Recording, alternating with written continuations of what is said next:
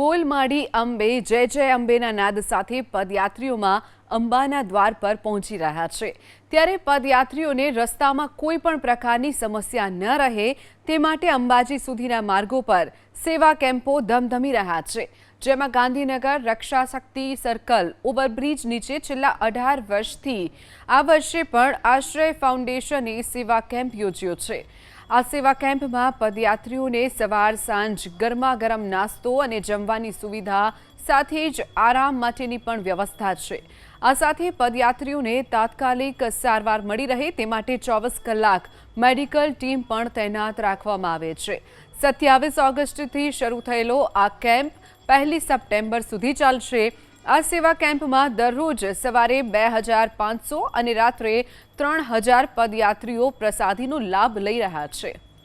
આશ્રય ફાઉન્ડેશન દ્વારા સતત 18 વર્ષથી અમે આ અવિરત સેવાકીય કાર્ય કરી રહ્યા છે અને મા અંબાના પવિત્રધામ અંબાજીમાં જ્યારે હજારો લાખો યાત્રિકો પગપાળા સંઘ લઈને જતા હોય તો એમને સેવા અર્થે અમે એક બીડું ઉપાડ્યું છે।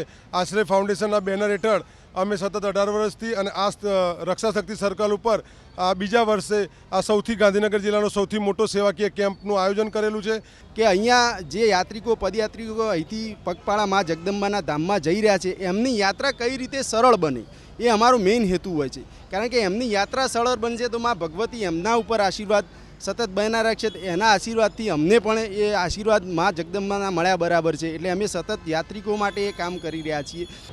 એક યાત્રી તરીકે સહેજ પણ એને ક્યાંક દયાના ભાવ ન દેખાય એવી સંપૂર્ણ વ્યવસ્થા અહીંયા કરવામાં આવી છે। હું અભિનંદન આપું છું ભગીરથસિંહ અને એમને સમગ્ર ટીમને કે વર્ષોથી આ આખો સેવા કેમ્પ એ યોજે છે। એટલું જ નહીં, અહીંયા જ્યારે સમય પૂરો થાય એટલે 2 તારીખ પછી અંબાજીમાં પણ આ જ કેમ્પ ત્યાં યોજાશે અને 120 કરોડ હિન્દુઓની આસ્થાનું કેન્દ્ર, આપણો સનાતન સંસ્કૃતિ, મા અંબાની આરાધના, બધી જ વાતે જે લોકો ભક્તો જાય છે એમનું સુંદર સેવાનું આયોજન છે।